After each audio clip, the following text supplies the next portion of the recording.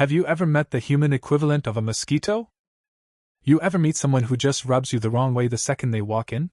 Like the human version of a mosquito, annoying, pointless, and always buzzing around when no one wants him.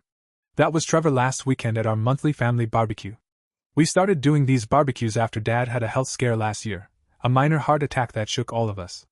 Ever since, we've tried to stay more connected, making sure we don't drift too far apart as a family. Now Trevor, he's 31 and married to my stepsister Emma, who's 28, usually finds some excuse to skip these gatherings. He'd always say he had interviews or something going on. But for some reason, this time, he actually showed up. Right when they walked in, I got a weird feeling. Emma looked beat to hell. Her scrubs were all wrinkled, like she just walked straight out of a 12-hour shift without even sitting down. Trevor was trailing behind her, stuck to his phone like it was a lifeline, barely muttered a word to anyone. As the afternoon rolled on, Trevor stayed glued to a corner of the patio, thumbing through his phone nonstop. Meanwhile, Emma was helping Mom set things up, then cleaning up too.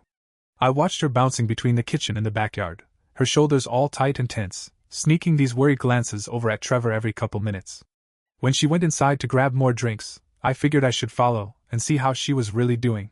As soon as we were alone in the kitchen, she just broke down. She leaned against the counter, tears spilling out like she'd been holding them back for weeks. That's when she told me everything. They were 3 months behind on rent. Trevor had promised he'd get a job, but apparently, he hadn't even filled out a single application in weeks. Emma's been pulling double shifts at the hospital, sometimes going 16 hours straight. Then she dragged herself home, only to find the place a mess, dirty dishes everywhere, laundry piling up, and Trevor knocked out on the couch with his gaming headset still on. And the worst part? She'd kept all of it to herself. Told no one. She begged me not to say anything to our parents, especially not to Dad. She was terrified it might stress him out too much and trigger another heart problem. She said she felt like it was all her fault somehow, like she'd messed up their marriage by not trying hard enough. She kept telling me that if she could just work a few more shifts, maybe pick up extra hours over the holidays, they could catch up on the bills.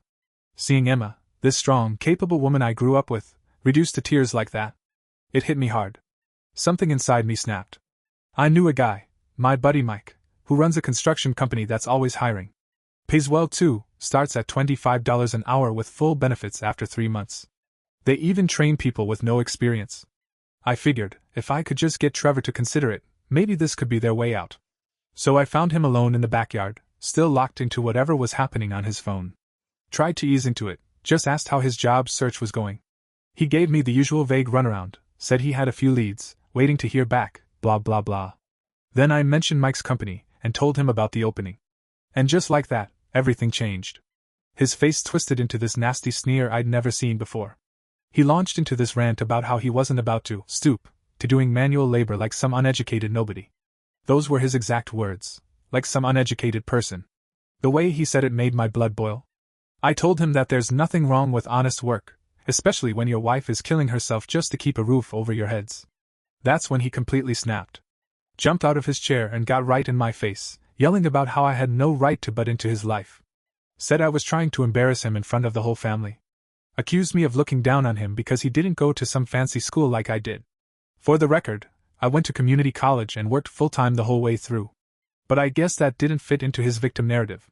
Emma came running out when she heard the shouting. I thought she'd see how out of control Trevor was being. But instead, she turned on me. She started yelling that I didn't understand, that Trevor really was trying, and that I was just making things worse by putting him down. It was like everything we'd talked about in the kitchen earlier had vanished. Like none of it ever happened. Trevor stormed off to their car, and Emma followed after him, crying. The barbecue fell apart after that. Everyone stood around awkwardly, not knowing what to say. Later on, my parents pulled me aside. Gave me a lecture about how I should have stayed out of it. Asked me why I had to stir up drama. And now I honestly don't know, did I overstep? Should I have just kept my mouth shut and let Emma suffer in silence? Mom said Trevor was just sensitive about not having a job, and these things take time. Dad told me Emma said Trevor was working with a career coach and had some good prospects lined up. That was news to me, and didn't match anything she told me in the kitchen. It's wild how one ordinary weekend barbecue can flip your whole world upside down. It's been 3 days now, and I still feel sick thinking about it. But before I go any deeper, I should probably tell you a bit more about my relationship with Emma, just to help make sense of everything. She came into my life when we were just kids, after our parents got married. I was 12 back then, and she was 8. My mom had passed away when I was 5, so it had just been me and Dad for a long time. Emma's mom had split from her dad when she was just a toddler. In a way, we both came from broken pieces. And maybe that's why we clicked so quickly. We got close fast. I became her protector, her big brother, her best friend. She was always there for me too. Whenever I was going through something, she listened. Always had my back. About 5 years ago, she met Trevor.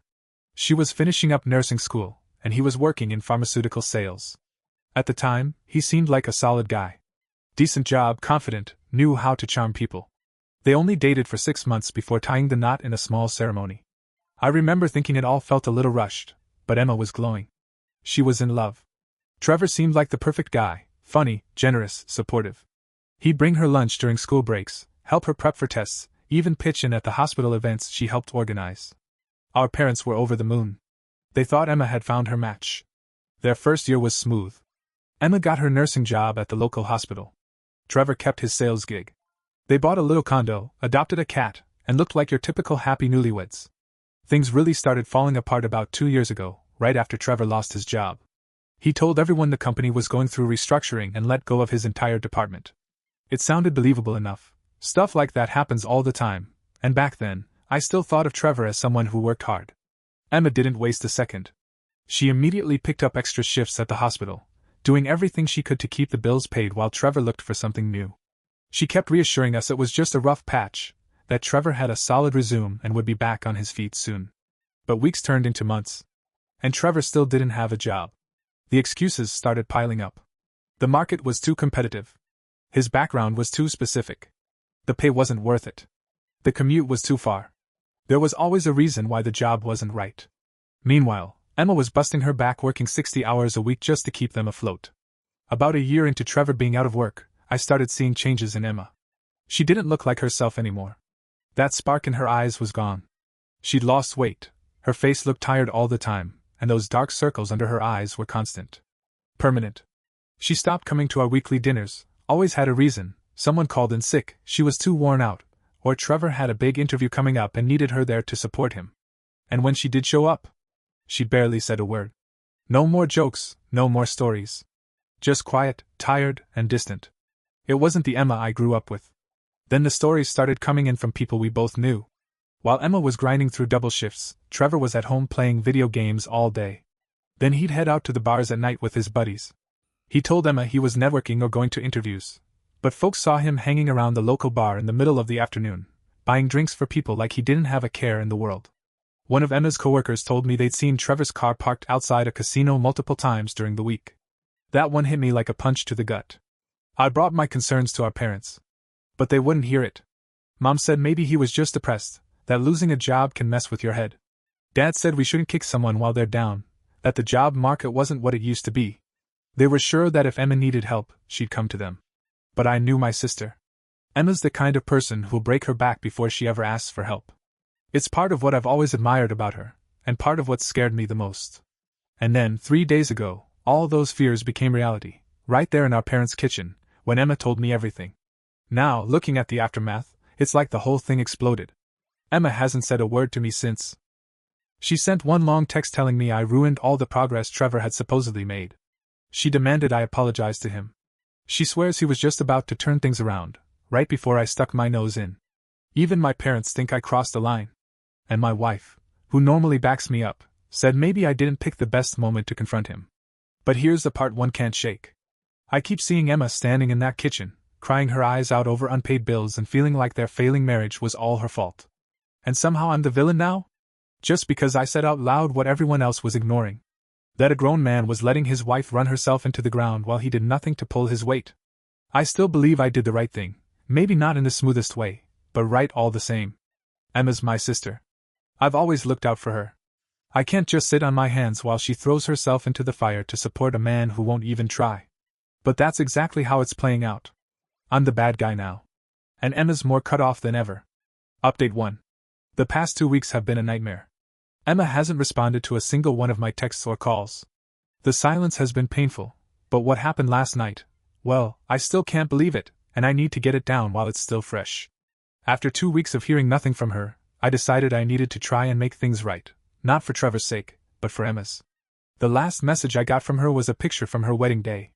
It was her and Trevor, smiling like they didn't have a care in the world. She'd captioned it, saying I'd destroyed their perfect life. That one stung deep. I remember that day like it was yesterday. I took that photo. Emma was glowing in her dress. And Trevor was looking at her like she was the only person on earth. When did everything fall apart? I got Trevor's current address from Mom. Turns out he and Emma were taking a break. Her idea, apparently, after another blowout fight over money. He'd been crashing at his buddy Sean's apartment for about a week. Mom begged me not to go. Said Trevor needed space, that things were raw and emotions were high. But I couldn't just sit and do nothing anymore. So yesterday around 7 p.m., I went to Sean's place. The complex was rough, trash everywhere, beer cans on the ground, cigarette butts lining the walkway. Loud music was blasting from inside their unit. When I knocked, the volume dropped, and I heard someone stumbling toward the door. Trevor opened it, and I could hardly recognize him. He looked like hell. Unshaven, wearing a stained t-shirt, stinking of alcohol. His eyes were bloodshot, and he couldn't even stand straight. Sean was lingering awkwardly behind him, clearly not thrilled about the whole situation. I kept my voice even. Told Trevor I just wanted to talk, to clear the air about what happened at the barbecue. He let me in, but not before giving this hollow, bitter laugh that sent a chill down my spine. The place was trashed. Empty bottles everywhere. Takeout boxes stacked up. Gambling slips tossed across the coffee table like junk mail. Trevor plopped down on the couch and started going off. Said I'd ruined his life? Claimed Emma wouldn't stop comparing him to me. He mocked her voice, saying stuff like, "Why can't you be more like Alex? Why can't you keep a job like Alex?" Thing is, I know Emma. She's never been the kind of person to say stuff like that. If anything, she goes out of her way not to compare people. Her mom used to do that to her all the time with her stepsisters, and she hated it. But Trevor was spiraling. His rant turned into shouting. He got up in my face, jabbing his finger into my chest, slurring his words. I stayed calm. Kept my hands where he could see them and tried to keep the temperature down. But when I brought up Emma working herself into the ground while he drank and gambled, something in him snapped. He lunged at me, drunken, clumsy, but angry. Threw a wild punch. I dodged it, but he grabbed my shirt and tore it open at the collar. Sean had to physically tackle Trevor to the floor just to stop him from taking another swing at me. As he held him down, Trevor kept yelling, screaming about how I thought I was better than him, and never gave him a fair shot. That's when Sean finally snapped. Still trying to hold Trevor back, Sean said he couldn't keep it in anymore. The truth had to come out. Turns out everything Trevor had told us, his whole story, was a complete lie. There was no career coach, no job interviews, no networking events. None of it. Trevor spent his days glued to video games until the bars opened, then drank himself stupid with whatever cash he could scrounge up. Sean pulled out his phone and showed me the texts. Messages where Trevor bragged about how easy it was to manipulate Emma. He wrote things like she was too scared of looking like a failure to ever leave him. Said he had her wrapped so tightly around his finger that he could get away with anything. He even joked about stealing money from her purse while she was asleep, to fund his drinking, his gambling, everything. I was still standing there trying to process it all when the front door suddenly burst open. Emma came in fast, still wearing her scrubs, her face pale as a sheet. She told us she tracked Trevor's phone, that she started doing that after he vanished for 3 days last month and emptied their joint bank account. But instead of reacting to the wreck Trevor had made of his life, or the filthy state of that apartment, she turned on me. Started yelling that I was stalking them. Accused me of trying to wreck her marriage on purpose. Said I was making everything worse and pushing Trevor into drinking. I tried to talk to her. I told her what Sean had just said, tried to show her the texts, but she refused to look. Wouldn't even glance at the screen. She accused me of faking everything. Said I was just jealous of what they had together. And then, just like flipping a switch, Trevor went from rage to remorse. He started crying, real tears too, saying he only drank because I made him feel worthless back at the barbecue. Said I'd embarrassed him in front of everyone and made him feel like less of a man. It was the most obvious manipulation I'd ever seen in my life, and Emma fell right into it. She ran to him, hugging him like he was the one who'd been hurt. Glaring at me the whole time like I was the monster in this story. I walked out, heart pounding, completely crushed. Emma followed me to my car. Her voice was icy, colder than I'd ever heard it. She told me to stay away from both of them. Said I'd done enough damage. Told me that if I really loved her, I'd stop interfering and let her deal with her own marriage. And just when I thought things couldn't get any worse, this morning Mom called. She was furious. Apparently, Emma told her that I showed up at Sean's place drunk and tried to provoke Trevor into hitting me, just so I could get him arrested. It was a complete lie, but Mom believed it. She told me I needed to stop harassing Trevor, that he was already going through enough. That I was making things harder for everyone. I don't even know how to respond anymore. I've got hard proof that Trevor's been emotionally and financially draining my sister, lying to her, stealing from her, and yet she refuses to see it. Sean wants to do the right thing but doesn't want to lose his friendship with Trevor. And my own parents? They think I'm the one tearing the family apart. How do you help someone who's drowning, but won't admit they're even in water? How do you save someone who doesn't want saving? I've never felt so lost. Update 2. Just when I thought this whole mess couldn't spiral any further, things took a darker turn I wasn't ready for. I haven't slept more than a couple hours in the past 3 days. My hands are still shaking while I type this. It started Monday morning when I got a call from Sean. He was in full-blown panic. Trevor had vanished. At first, that didn't seem all that strange. He'd disappeared before, usually on some kind of drinking binge, but this time felt different. His phone went straight to voicemail. All his stuff was gone from Sean's apartment. Like he'd cleared out without saying a word.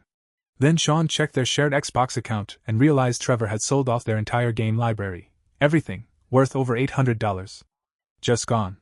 I tried calling Emma, setting aside our issues because, at the end of the day, I was genuinely scared something bad might have happened. She picked up on the first ring. Her voice was tight and panicked. She said she'd been trying to reach Trevor since Saturday night when he didn't come home for dinner. At first, she thought he was just blowing off steam again, maybe at a bar. But then she noticed cash missing from her wallet. Her credit card was maxed out with a bunch of sketchy charges she didn't recognize. The next 24 hours were chaos. Emma and I drove to every bar, every casino, every gaming spot we knew Trevor liked. We called hospitals, checked in with old friends, even contacted his estranged parents back in Ohio. Emma bounced between crying and raging, 1 minute terrified that something had happened to him, the next minute screaming at me for pushing him over the edge. Then, yesterday afternoon, we finally caught a break. Mike, the guy who owns the Red Lion pub where Trevor was a regular, called me.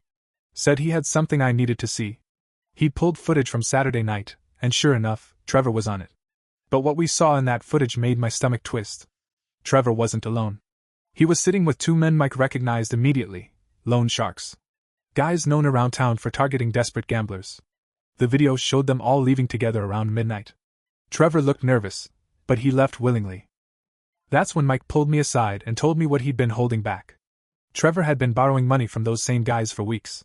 Started with small amounts, just a couple $100 here and there. Always promising to pay it back once he landed that big job. But the amounts kept getting bigger. And so did the excuses. Mike said he warned Trevor more than once to stop messing with them. But Trevor kept saying he had a system. That he just needed one win to turn things around. Emma and I rushed to the police station. We explained everything, the loan sharks, the video footage, the missing money. But the cops didn't do much. Because Trevor left on his own and it hadn't been a full 48 hours, they said their hands were tied. The officer barely looked up from his screen. Told us that adults have the right to disappear if they want to. Even when we mentioned the shady characters from the footage, he just said they'd open a file once the 48-hour window passed. While we sat out in the police station parking lot, trying to figure out what to do next, Emma finally broke down and told me everything she'd been hiding. Turns out, the mess Trevor made went way deeper than any of us realized. He had maxed out 3 credit cards, all in Emma's name, racking up more than $15,000 in debt behind her back. It gets worse. He'd been sneaking into shady underground poker games, losing thousands in a single night like it was nothing. But the thing that finally broke Emma was finding out he'd pawned her grandmother's antique jewelry, family heirlooms that had been passed down for generations, ones she hoped to one day give to her own daughters. She hadn't told anyone out of pure shame. She was terrified of what people would think if they knew just how bad things had gotten. Emma admitted she'd known about the gambling for a while, but she kept convincing herself she could fix it. Every time she confronted Trevor, he'd break down crying, swear he was going to change, maybe even mention going to therapy, but then, as soon as she looked the other way, he'd go right back to his old habits. Then, just as we were leaving the station, Emma's phone rang. It was a number she didn't recognize. A man with a thick accent came on the line, demanding $5,000 by midnight. Said if she didn't pay up, they'd start sending her pictures of what they were doing to Trevor. Emma was hysterical, ready to drain her retirement account right then and there to get the money. I managed to talk her down and told her to let me handle it. I recorded the whole call on my phone and brought it straight back inside to the cops. This time, They actually took it seriously. Turned out those loan sharks were already on the police radar. Apparently they'd pulled similar extortion scams before. The officers set up a sting operation right away, hoping to catch them when they came to collect the money. By that evening, they had both of the loan sharks and Trevor in custody. And here's the kicker, Trevor was completely fine. He hadn't been kidnapped or roughed up or anything like that.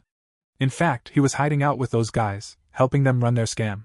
He thought if he could recruit other desperate gamblers, maybe he could work off what he owed. The loan sharks got arrested for extortion. But Trevor? He walked. Claimed they forced him to help, said he had no choice. And somehow, the cops let him go. Emma, unbelievably, is still blaming me for everything that's happened. She keeps saying that if I hadn't called him out at the barbecue, or confronted him again at Sean's place, none of this would have happened. She says I crushed his self-worth and drove him to desperation. Our parents are finally starting to realize the truth about Trevor, but even now, they keep saying I should have handled things more carefully. I don't know what hurts worse, watching my sister continue to make excuses for a man who's been actively wrecking her life, or knowing that he's still out there, spinning lies, playing the victim, and facing zero real consequences.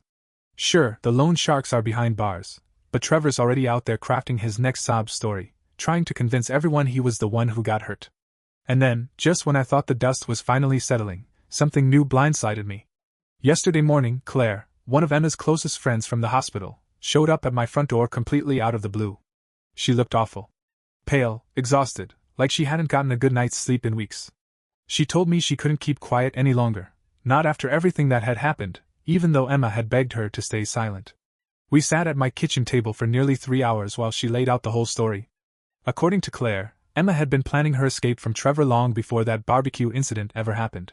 She'd been gathering evidence, quietly building a case. She had photos of unpaid bills, screenshots of bank statements showing money disappearing, notes of exact dates and amounts taken from her wallet. She'd even kept texts where Trevor admitted to taking her money without asking and promised to pay it back. Emma had been working with a divorce lawyer in secret for 2 months before that barbecue. She'd even opened a separate bank account at a different bank and had been slowly transferring money into it, just a little at a time, so Trevor wouldn't notice. Claire showed me texts from Emma, some from 3 months back, where she laid out her whole plan to leave. The Emma in those messages was calm, focused, and ready. A world apart from the person she's become lately. What really got to me was the photo Claire had taken of a notebook Emma had been keeping. Dozens of pages filled with notes on all the lies Trevor told her, phony job interviews, fake networking events, online courses he claimed he was taking but never enrolled in. Emma fact-checked everything. She called companies to confirm interviews. Looked up school registries. She was building an airtight case to get out. The confrontation at the barbecue? Claire said Emma actually saw that as a blessing. A perfect, public moment that showed Trevor's true colors. She even texted Claire afterward, saying, "This is exactly what I needed. Now everyone can finally see what I've been going through." But then, everything fell apart. 3 days after the barbecue, all the evidence vanished. Gone. The folder on Emma's laptop, wiped. Her notebook? Missing. Even the email account she used to communicate with her lawyer had been deleted. Somehow, Trevor found it all, and destroyed it. And that's when the real gaslighting began. He told Emma that losing the evidence was a sign, a message from the universe that they were meant to stay together and work things out. He twisted it around, making it seem like I was the one trying to sabotage their marriage out of jealousy or resentment. Told her that if things fell apart now, everyone would blame her for turning on her husband and listening to me. Claire showed me texts from that time too. I watched Emma's confidence crumble right before my eyes. She went from firm and ready to get out, to confused, apologetic, and defensive. Trevor had wormed his way back into her head so deeply, she didn't know what to believe anymore. And here's the part that chilled me to the bone. Claire said Trevor is blackmailing Emma. She wouldn't tell me exactly what he's holding over her, just that it's serious. Serious enough that it scared Emma into submission. Claire thinks that's why Emma's been pushing everyone away, why she's been acting like a completely different person. I brought everything I'd learned to our parents. Mom broke down when she saw the old texts, real, undeniable proof of how much Emma had been silently carrying. You could see it hit her like a freight train. Dad was ready to call the cops about the blackmail on the spot, but we knew there was nothing we could do unless Emma was ready to step forward herself.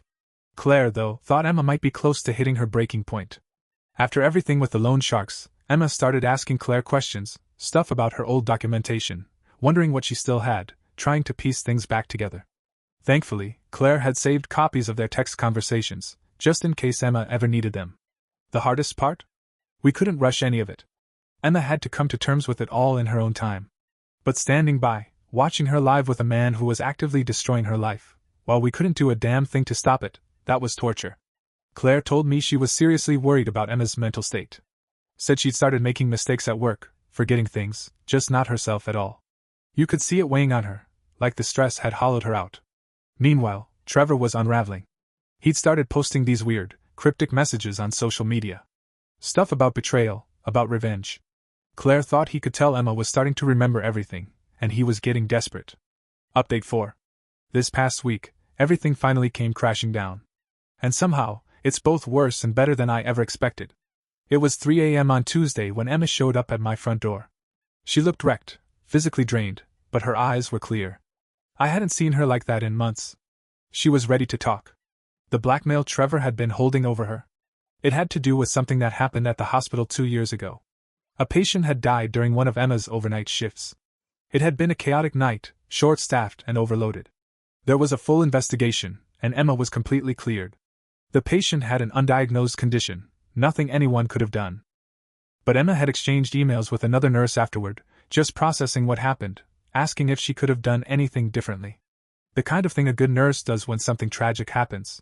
Trevor found those emails. And he doctored them. He twisted her words, made it look like she was admitting to a mistake in care. Then he used them to threaten her, said he'd send them to the hospital board, the patient's family, even the state licensing board if she ever tried to leave him. Emma was terrified. Losing her license, her job, facing legal trouble, he held that over her like a noose. So she stayed? She watched him gamble away their savings, steal from her, lie to her face, all because she felt trapped. But then, last week, she caught him trying to hack into her hospital email, digging for more dirt. And that was it. Something inside her finally snapped. She marched straight into her hospital admin office and told them everything. Laid it all out, showed the real emails, explained the blackmail, the financial abuse, all of it. And the hospital didn't just listen, they backed her completely. Their legal team stepped in right away. They're going after Trevor for attempted extortion and cybercrime. Emma filed for divorce the next day. The lawyer she's working with came recommended by the hospital's legal team, someone with a serious background in financial abuse cases. Within 48 hours, they'd frozen the bank accounts and started tracking down every single penny Trevor had taken or lost. Emma also got a restraining order approved just this morning, after showing the judge screenshots of Trevor's threats and social media rants. Our parents, now finally seeing everything clearly, did a complete 180. They helped Emma move out while Trevor was at a bar. She's staying in their guest house now, safe. Dad even hired a private security company to install cameras and change all the locks. Mom's helping Emma comb through years of financial records, documenting everything for the divorce. And Trevor? He's completely come unglued. Now that he's lost control, he's exposing himself to the world. Posting deranged stuff online, accusing Emma of being the abusive one, saying she trapped him in the marriage. He tried showing up at her job, but hospital security was ready. His own parents called Emma and apologized. Said he's been drunk dialing them, ranting about revenge, losing his mind. Sean and Mike have agreed to testify about the gambling, the loan sharks, and everything else. The police are back on the case now that they've got clear evidence of the blackmail. Even Trevor's old employer reached out. Turns out he wasn't laid off, like he told everyone. He was fired for stealing pharmaceutical samples and trying to sell them under the table. Emma started therapy yesterday. She told me she wants to understand how she got here, how she went from a strong, independent woman to someone who lived in fear of her own husband. But that fire in her is coming back. Slowly, yeah, but it's there. She's throwing herself into her work again, nursing, the thing she's always loved. Her coworkers have stepped up in ways that make me emotional just thinking about it. Meal trains, offering to cover shifts, making sure she has the time and support to meet with her lawyer and rest. And me? I'm just trying to be there for her, without pushing. We're rebuilding. She apologized for letting Trevor turn her against me. I apologized for not finding a better way to help her when she needed it. It's not perfect, but we're healing. One day at a time. Yesterday, for the first time in months, I saw her laugh. And Trevor? His life is unraveling fast. His friends ditched him after learning what he did. The loan sharks may be locked up, but their people are still calling about the money he owes. His own lawyer dropped him after he showed up to their meeting drunk. Now he's staring down the barrel of criminal charges for blackmail and financial fraud. Sometimes I still can't believe all of this spiraled out of a simple family barbecue. But Emma is free now. That's what matters. She's got a long road ahead, But this time, she's not walking it alone.